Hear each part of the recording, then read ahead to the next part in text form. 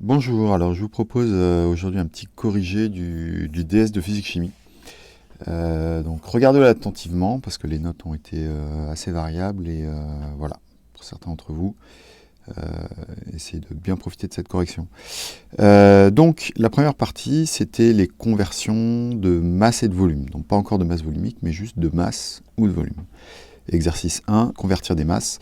Pour ça, il fallait bien sûr créer un tableau. Alors on pouvait voir que nos masses ici, on peut rapidement jeter un œil, on voit qu'on a des tonnes, donc il faut quand même qu'on puisse aller jusqu'à la tonne, et on ne descend pas sur des unités, sur des microgrammes ou des choses comme ça.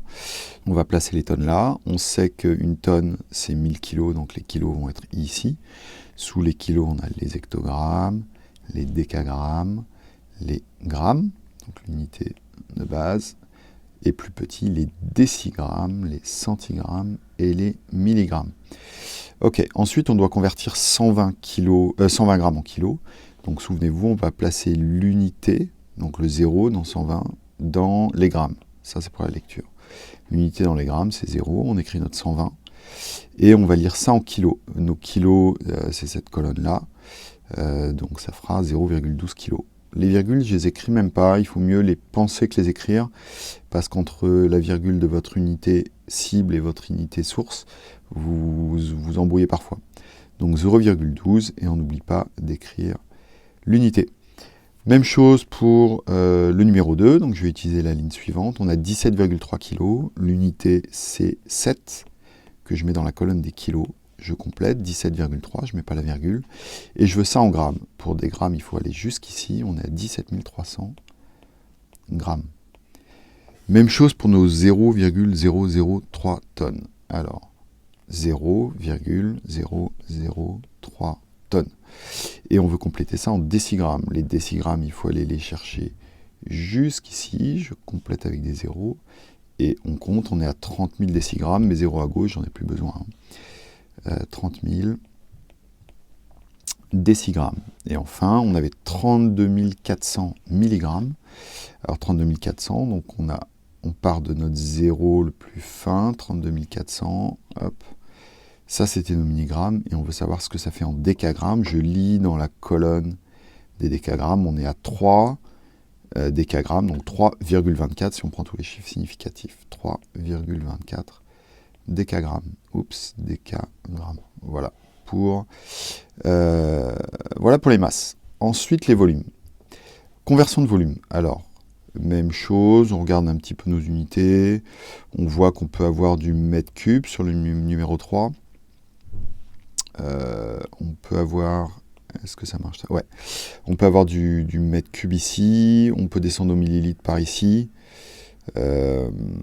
Voilà, donc je vais placer mes mètres cubes. J'ai commencé par placer mes mètres cubes. Alors, mètre cube, on se souvient que comme on est à 3 dimensions, un mètre cube, c'est un cube de 1 mètre de côté. Donc si on prend un cube qui, au lieu de faire 1 mètre de côté, ne ferait que 1 décimètre de côté, il est 10 fois plus petit sur une dimension. Mais si on considère les 3 dimensions, il sera 10 fois 10 fois... Il sera... Ouais. 10 fois 10 fois 10, 1000 fois plus petit. Donc il faut absolument penser à décaler à chaque fois qu'on descend d'un cran, c'est-à-dire en dessous du mètre, c'est le décimètre cube, en dessous du décimètre, c'est le donc mètre, décimètre, centimètre cube, en dessous du centimètre cube, on va aller au millimètre cube. Ok, et on peut rajouter une deuxième colonne d'en-tête, ça c'est un peu gros. On va rajouter une deuxième colonne d'en-tête qui va nous servir à indiquer les unités type litre, centilitre, millilitre, etc. La correspondance à bien connaître, bien sûr, c'est que 1 décimètre cube est égal à 1 litre. Ok, voilà, je vais rester avec l'autre, est égal à 1 litre. Ok. Quand on descend au dixième de litre, par contre, le décilitre, il est juste à côté. Il n'y a pas cette histoire de 3 dimensions cette fois-ci. Un décilitre, c'est vraiment un dixième de litre. Donc les décilitres, les centilitres, les millilitres, c'est une bonne chose aussi de se souvenir que le millilitre et le centimètre cube, c'est la même chose. Ça fait gagner un petit peu de temps. Et on n'a pas besoin pour nous d'aller descendre au millilitre, mais on pourrait aller jusqu'au microlitre si on tire un peu sur les petites unités microlitres, qui est l'équivalent du millilitre. Donc 1/1000 de litre. Si on va de l'autre côté, plus grand que le litre, on aura le décalitre, 10 litres, l'hectolitre, 100 litres, voilà, et après le kilolitre ou mètre cube. Mais kilolitre, on l'utilise pas trop, on préfère en général parler plutôt de mètre cube. Voilà, donc là, on a rempli notre tableau, on est prêt à convertir. Donc allons-y, on a 12 décimètres cubes à convertir en litres. 12 décimètres cubes, on va placer le 2 qui est le chiffre. On a toujours notre chiffre des unités ici, qu'on place dans la colonne des décimètres cubes. Donc 12 décimètres cubes. Et au niveau des litres, ça ne change rien, parce que les litres et les décimètres cubes, c'est pareil, donc on n'avait même pas besoin d'utiliser le tableau. On pouvait tout de suite dire que c'était 12 litres. Pour le second, 173 mm3, chiffre des unités 3, que je mets dans les millimètres cubes. Ici, 3, et on était à 173. Et on veut ça en millilitres. Mes millilitres, je vais les lire dans cette colonne ici. Donc j'ai juste à rajouter un 0 ici, et dire que ça fait 0,173 millilitres. On n'oublie pas de mettre l'unité. Question 3, 0,003 mètres cubes. Eh bien, 0,003 mètres cubes, et on veut lire ça en centilitres. Mais centilitres, c'est cette colonne ici, donc j'ai à rajouter 2 zéros pour faire ma lecture, et je vois que j'ai mis 300 centilitres. Et le dernier, 34 centilitres en centimètres cubes, 34 centilitres en centimètres cubes. L'unité, c'est 4 qu'on va mettre dans la colonne centilitres. Je complète mon chiffre, donc 34. Mes centimètres cubes, il faut que j'aille les chercher une colonne plus loin. On est à 340 centimètres cubes. Voilà pour l'exercice 2. On passait ensuite à l'exercice 3. Donc on commence à convertir, à s'intéresser à des conversions de masse volumique. Notamment la masse du bois de châtaignier. Donc là, on vous donnait une masse volumique du bois de châtaignier de 1060, ici, 1060 kg par mètre cube.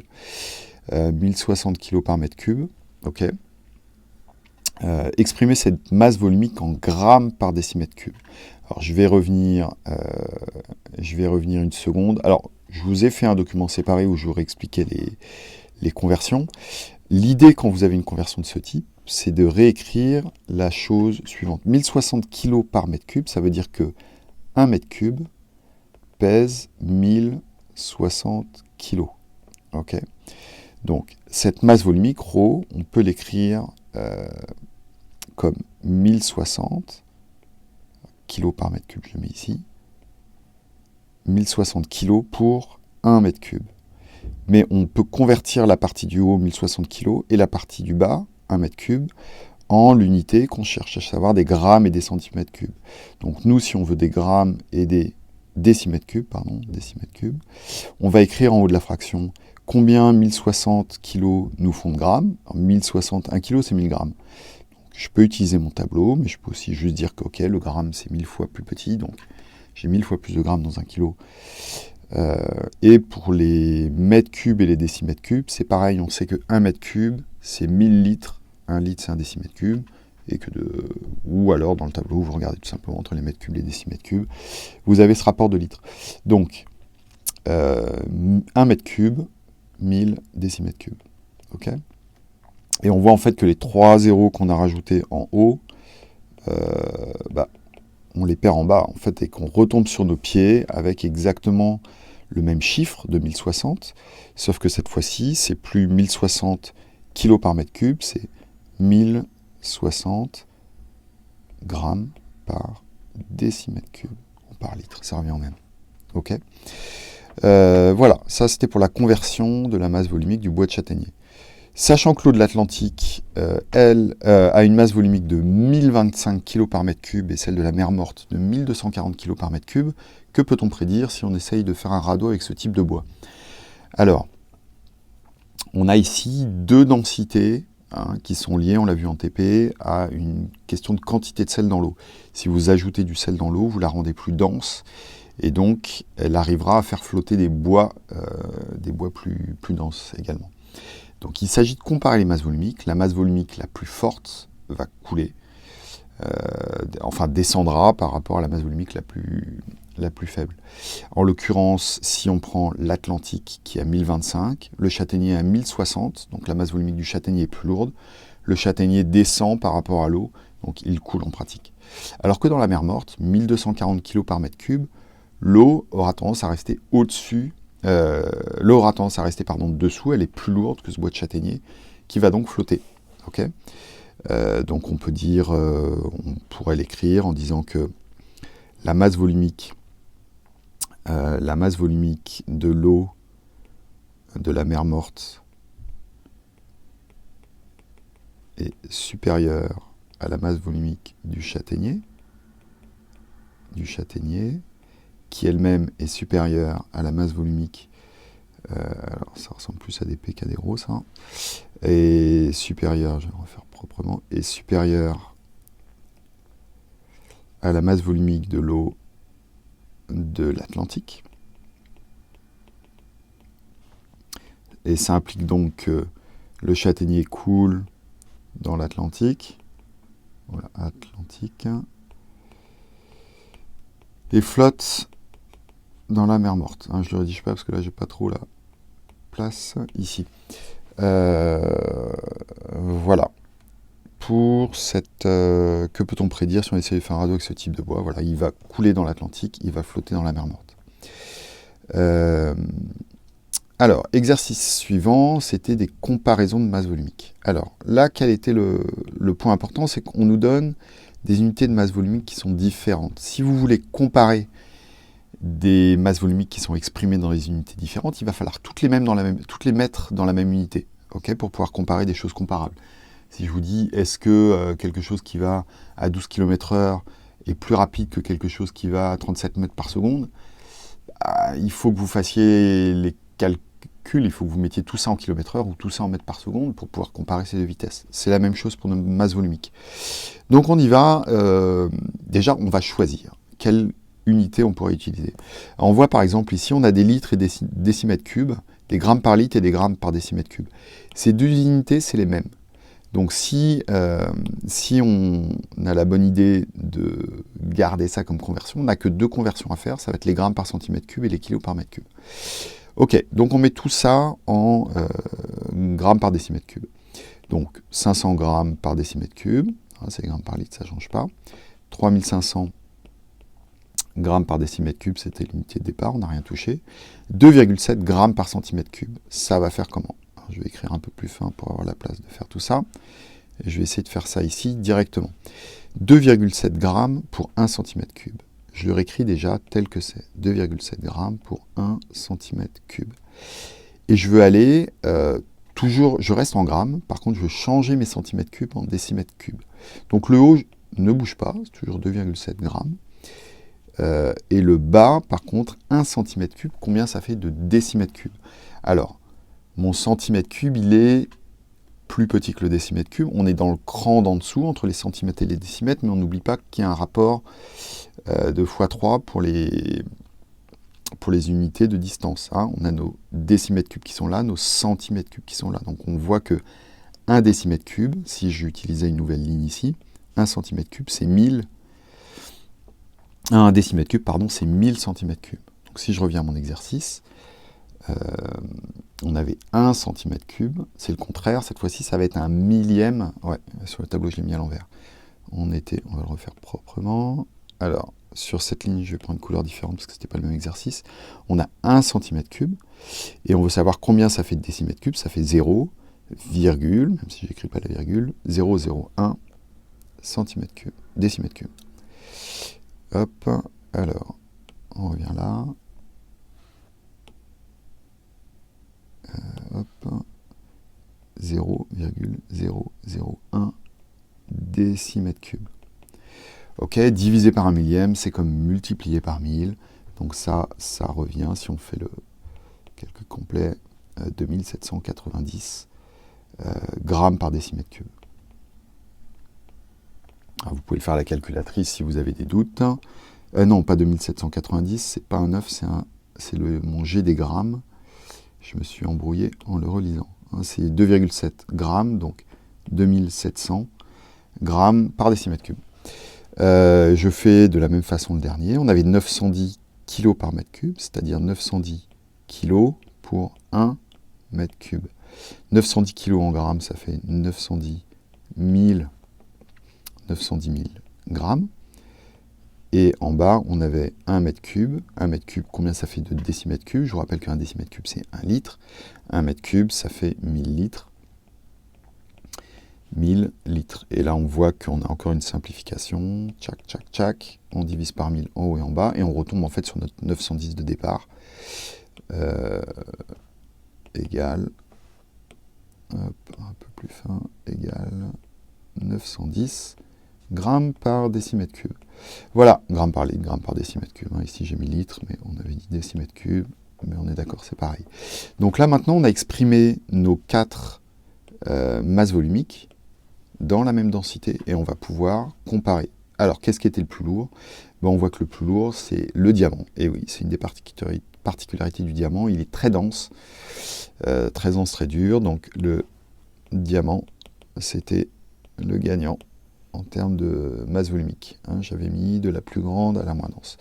Le diamant. Après le diamant, on avait ensuite 3700, plus petit, c'était 2700, c'était le marbre. Hein, le marbre, je vous rappelle que c'est une pierre, on en fait des sols, des murs. Donc c'est relativement lourd. Ensuite, il nous restait le charbon et la pierre ponce. La pierre ponce, c'est une pierre, mais c'est une pierre, si vous regardez, donc pierre ponce, 910 grammes par litre, c'est plus léger que l'eau qui est environ à 1000 grammes par litre, 1 kg par litre. C'est-à-dire que la pierre ponce, c'est une pierre qui flotte sur l'eau, hein, c'est une pierre volcanique, peu dense. Et en dernier, on avait le charbon, qui est très léger.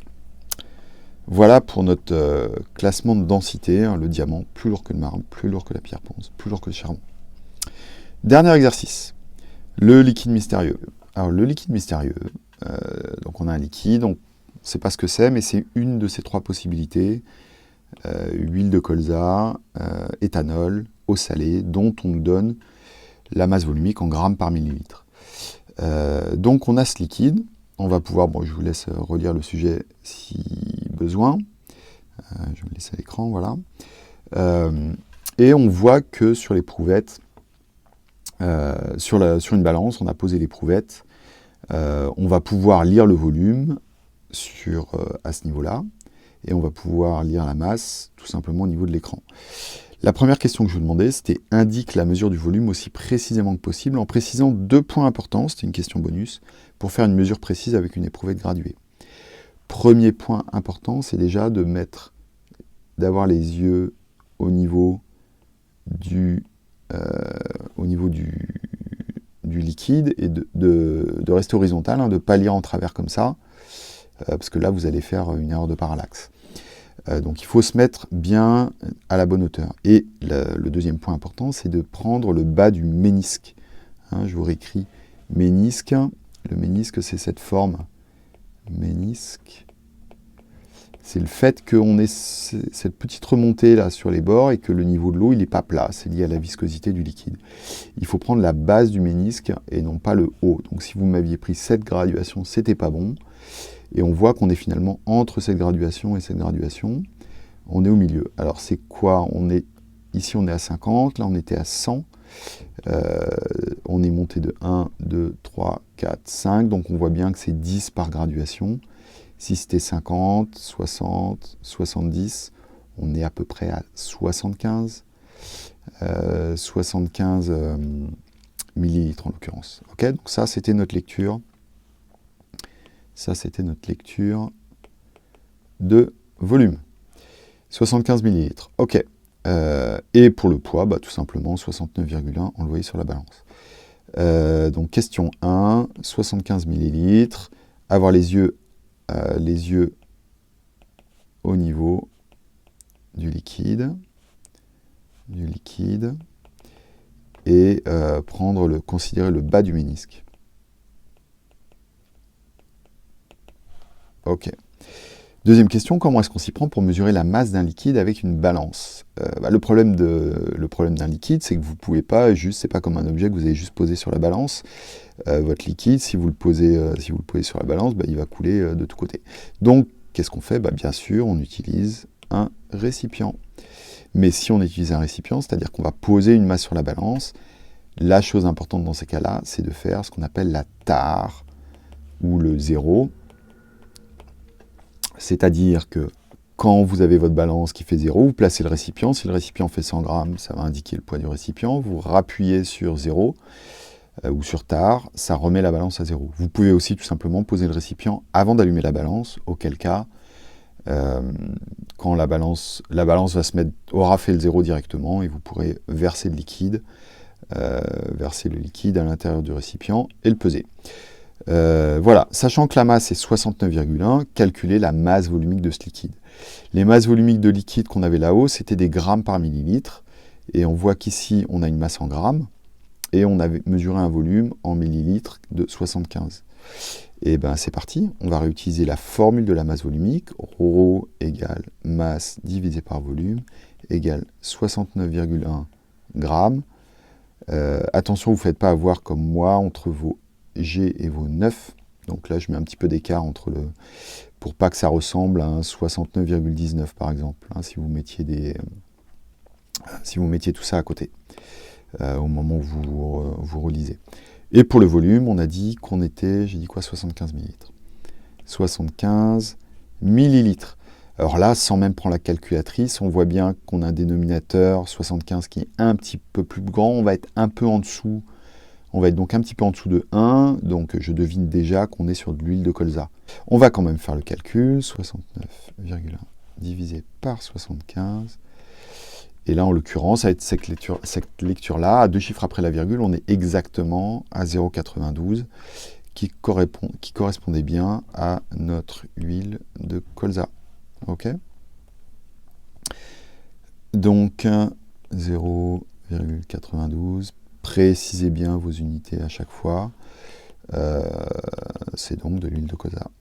C'est de l'huile de colza. Ok, par élimination avec les deux autres qui n'ont pas cette densité-là. Voilà donc pour la correction de ce DS. Voilà, j'espère que c'est clair pour tout le monde. Et n'hésitez pas, bien sûr, si vous avez des questions ou si vous remarquez une petite erreur de calcul dans la correction, ça peut arriver. Voilà, allez, au revoir.